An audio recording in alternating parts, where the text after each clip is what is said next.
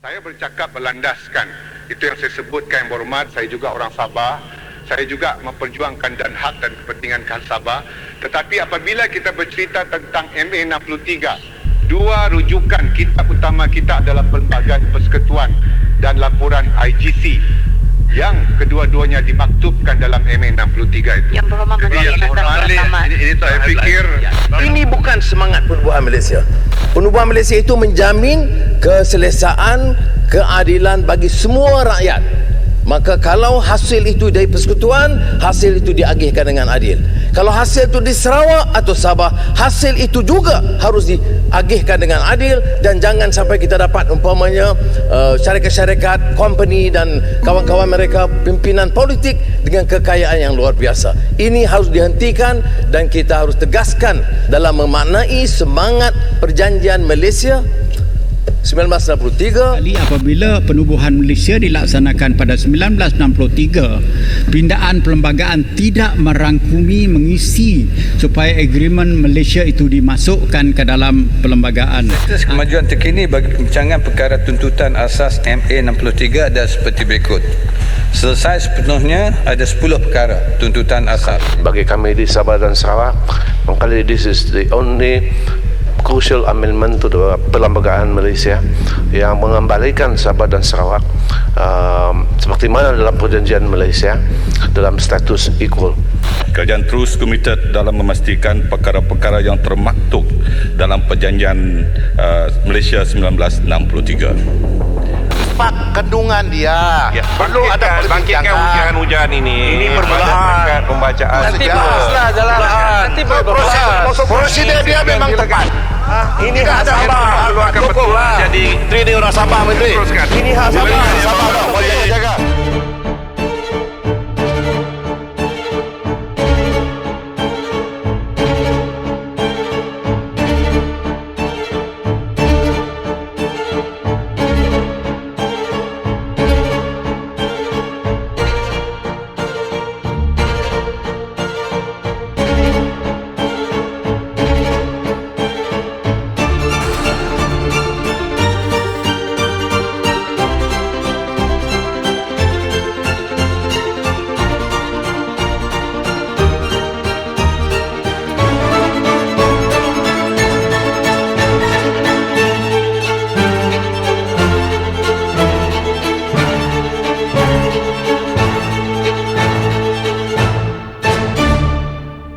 Well, when I was younger, during my school days, I never took, MA63 seriously, even during my history classes in high school. But thinking that it does not affect me. But now that, you're in the working stage, your working age and all that, and then coming now, I'm in my mid-40s, you start seeing how the MA63 has affected Sabah. There's not much awareness to it, to the new generation, especially to my children. I have 3 kids, one born in Sarawak. I don't think they know what is the importance of MA63. Whether or not they read it, people want the rights to be enforced and have our rights being protected. And I think this is the general perceptions that Sarawakian is having now, especially at my age. It should be implemented, it should be enforced. Yeah? Because look at us, we are so laid back. Yeah, you want to develop a nation, you develop your capital, you see. But we are so left behind in terms of infrastructure and education. Unfortunately, some things have moved forward, but not at the pace that our friends in Semenanjung have. Oh, Sarawak is so left behind compared with Semenanjung. I'm like, it's unfair. It's unfair. We are treated unfairly. Somehow I'm traumatized, and somehow I feel like, why not Sarawakian? We just voice out more, or somehow to an extreme extent that maybe we can quit Malaysia to show our strength of Sarawakian or whatever. But I'm like, is it the way out? Is it the only outcome we can have? So I asked some of my friends in the legal field. They are like, they told me that the 18 point and 20 point is not very strong legal power. My friends ask me, what is so great that you all can come into Malaysia and work here, but we can't go there? I said it's part of the agreement that was agreed to when Malaysia was formed. Lawyers in Semenanjung cannot practice in Sarawak, as Sarawakian lawyers can practice here. That also has become an issue. But that is the law. We can't change it. So it's to protect the Sarawakians, because when Malaysia was formed, Sarawak was underdeveloped as compared to here. So I believe in future, when we're on par, maybe then we can look into it, whether we should change or not.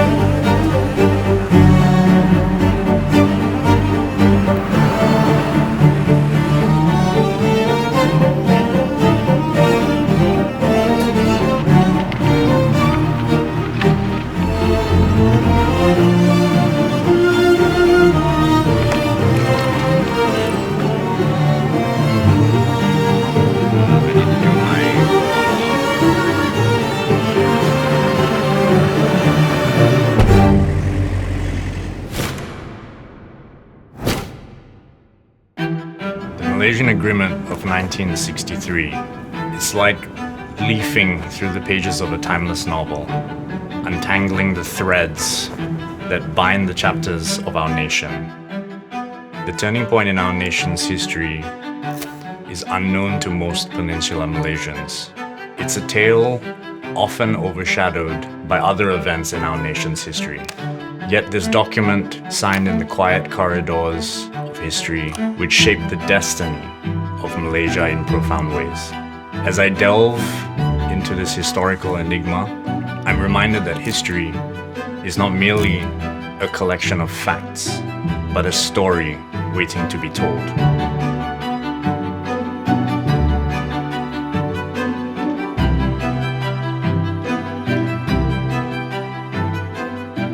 I shall sit in conversation with historians and scholars, individuals who have dedicated their lives to unraveling this intricate tapestry of history,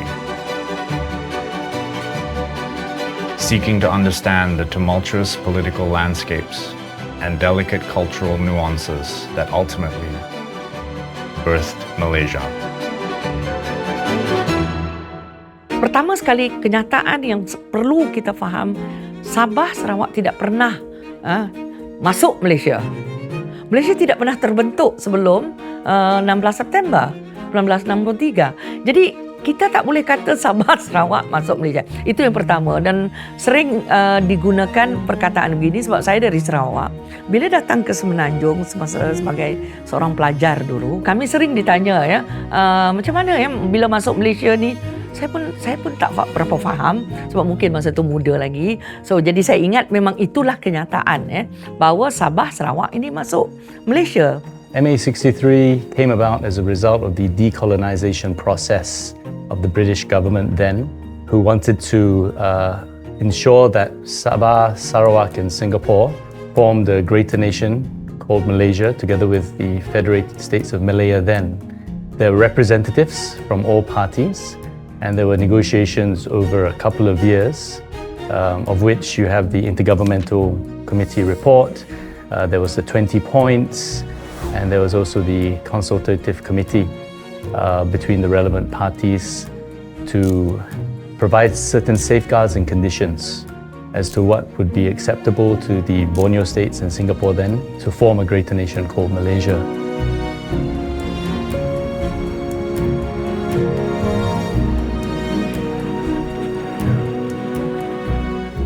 Mengapa kita lihat pada ini wujudnya sebuah negara persekutuan Malaysia, ya, sebuah ramai yang keliru tentang persekutuan Malaysia yang mereka anggap ini sebagai persekutuan Malaya. Sebenarnya ia adalah satu persekutuan baru yang mengikatkan 3 wilayah yang kekal sehingga hari ini, yaitu Malaya, Sabah dan Sarawak.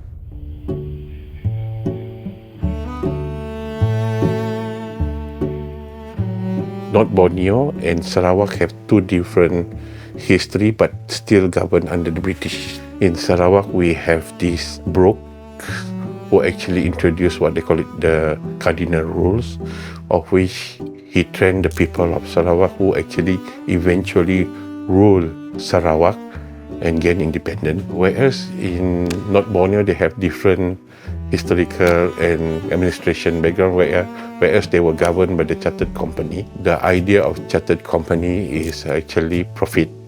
They want to gain as much profit, but of course at the same time they're introducing European rules of the British rule in North Borneo, whereas they improve infrastructure, introduce education system, basically introduce Western laws. Singapore during that time was quite an advanced economic state in terms of commerce. Federation of Malaya during that time was a state where their economy depend on tins, agriculture.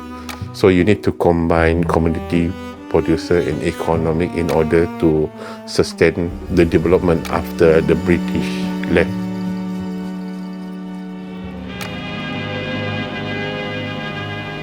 Turunlah sudah bendera Union Jack di bumi Sarawak. Berangkatlah kembali Sir Alexander Waddell, UMNO British yang akhir, menamatkan 122 tahun zaman keluarga Brooke dan kerajaan penjajahan British menakluki negeri Sarawak.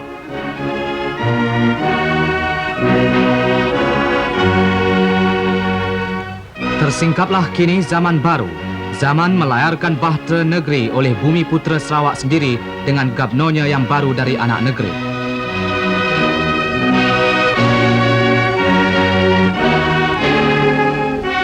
Di Sabah juga berlangsung istiadat berangkat pulang UMNO British yang akhir, Sir William Good, menutupkan riwayat pemerintahan British dan syarikat perdagangan North Borneo semenjak tahun 1878, membuka lembaran baru sejarah Sabah, sejarah merdeka menerusi Malaysia.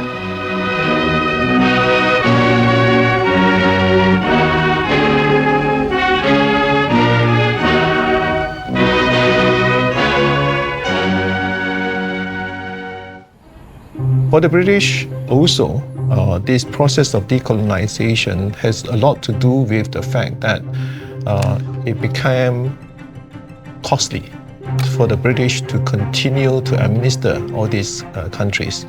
So one after another, starting from India, Burma, and then subsequently come to British Malaya, the British were finding it difficult or costly to maintain these colonies, especially after the disaster in Suez Canal when they were trying to assert their rules again on the canal, which was a disaster.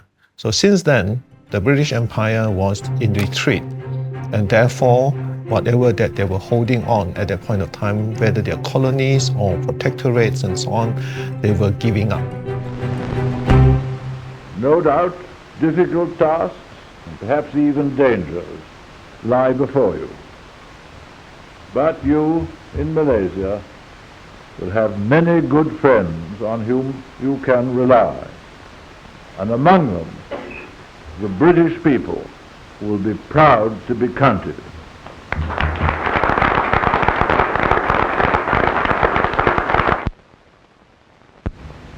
It is my prayer that this Malaysia which is about to be formed and which is about to be born will be a happy Malaysia.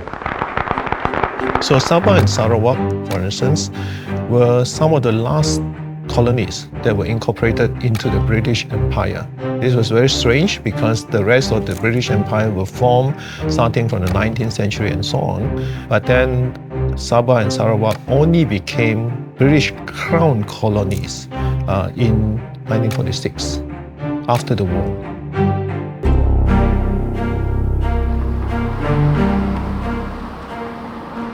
But I would like to go back to the early 60s or even late 50s.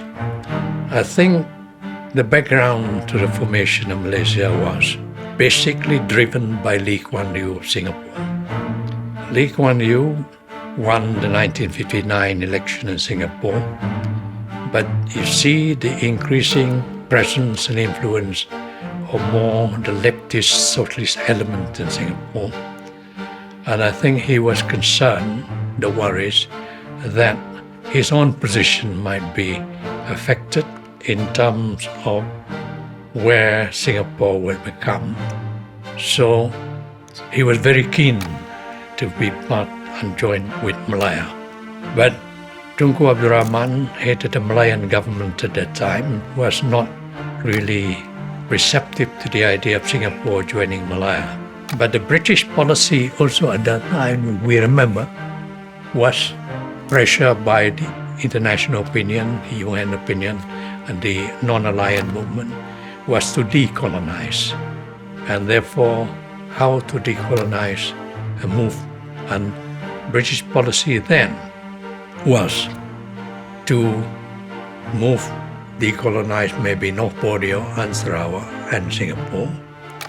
And the idea then to try and convince Malaya, if North Borneo and Sarawak were to be part and parcel of this understanding, then that would help to moderate the fears Malayan leaders had of Singapore dominance of the Chinese population in Lee Kuan Yew.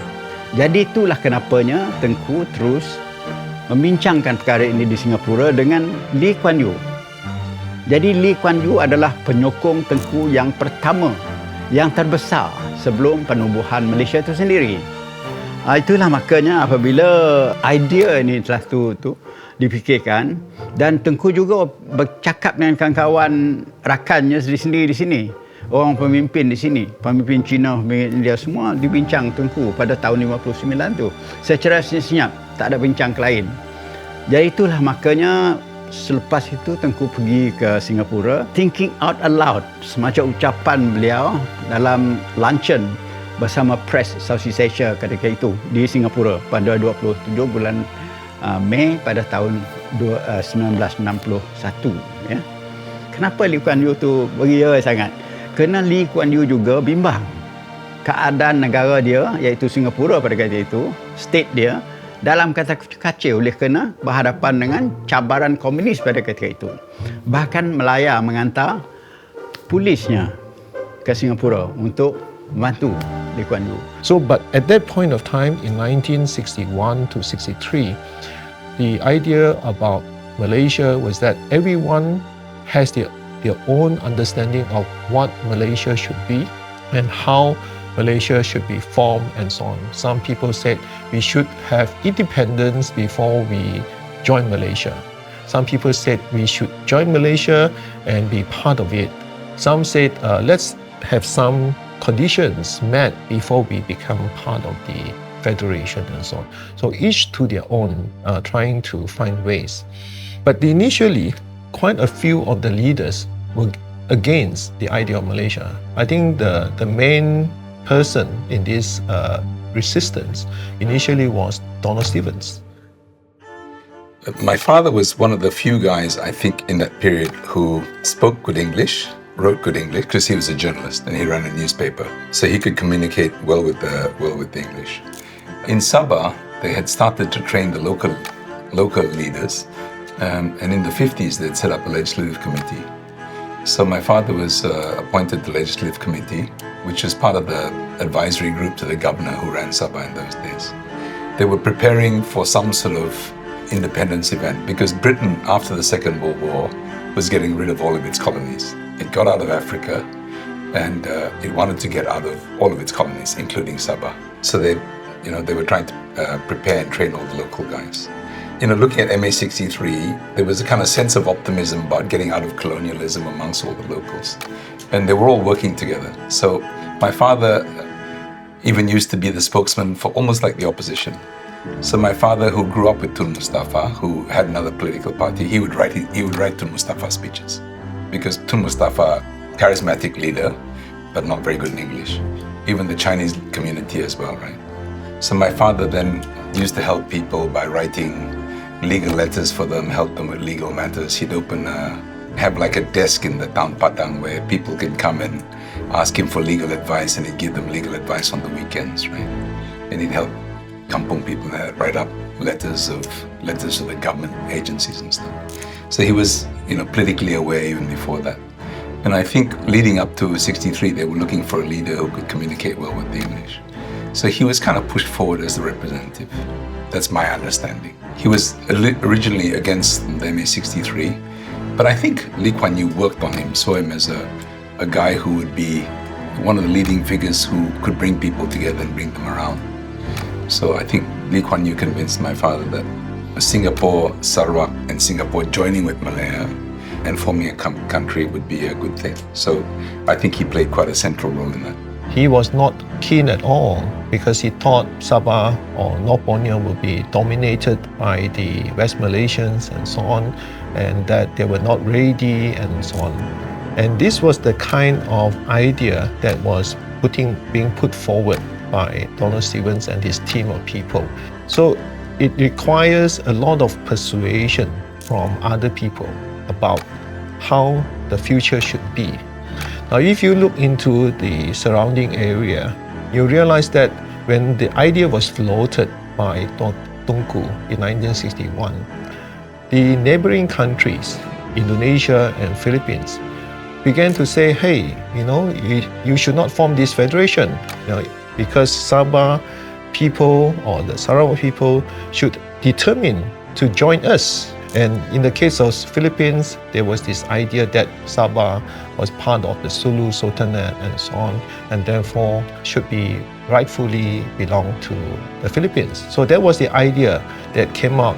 There were a lot of resistance and so on. So Tunku, unfortunately, will have to deal with this issue. So he has to meet up with the Filipino and also Indonesian leaders, and then they talk about how they can work together, how they can brush aside all these claims and so on by having what we call Mafilindo, Asa, all sort of ideas that were floated.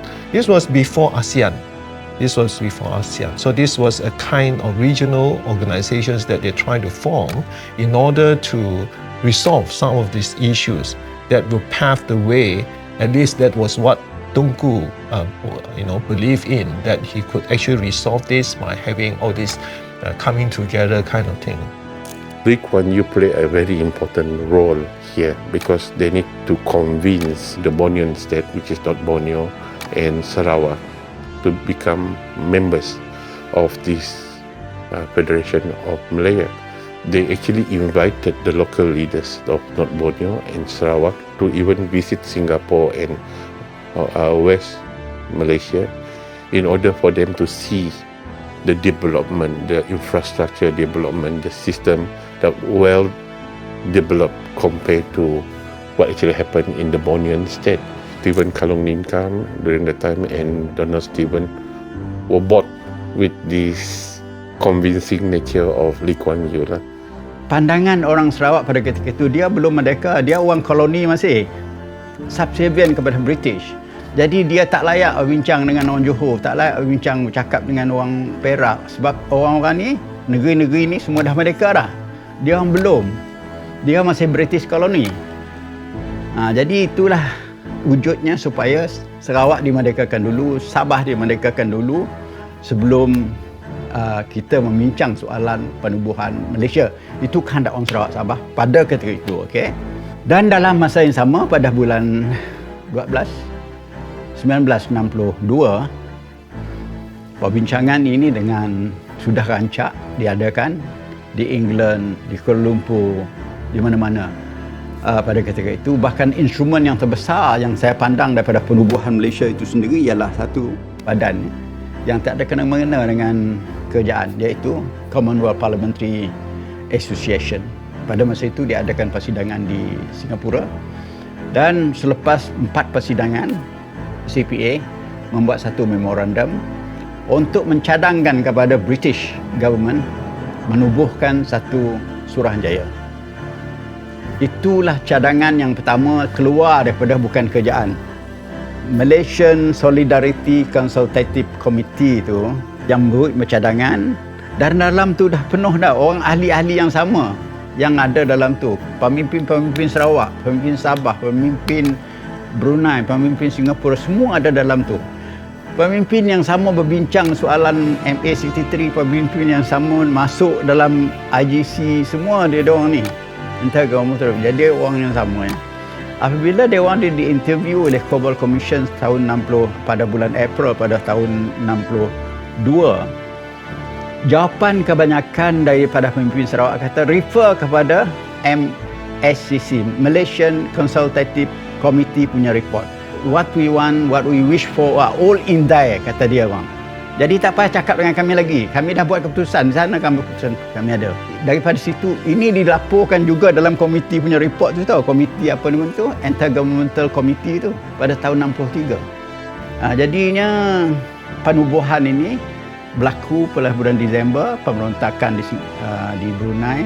Ini telah menghalangkan Brunei participate dalam kemerdekaan.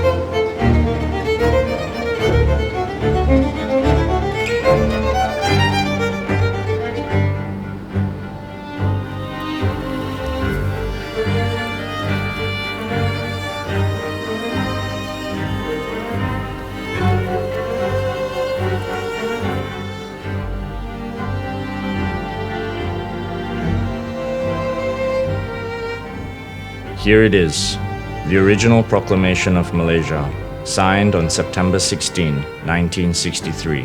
This historic document formally declared the creation of the Federation of Malaysia, uniting Malaya, Singapore, Sarawak, and North Borneo, now Sabah, under one nation. The proclamation was issued by Prime Minister Tunku Abdul Rahman with the approval of the Yang di-Pertuan Agong, Malaysia's first king, written in Malay, Jawi, and English. Though Singapore left the Federation in 1965, the proclamation remains a cornerstone of Malaysia's history. It enshrined the terms of union, including constitutional safeguards for Sabah and Sarawak, protections still referenced in debates over state rights today. Preserved in the National Archives, this document not only symbolizes Malaysia's formation, but also serves as a lasting record of the nation's founding principles. A moment frozen in time, the day Malaysia was born. Merdeka! Merdeka! Merdeka! Merdeka! Merdeka! Merdeka! Merdeka!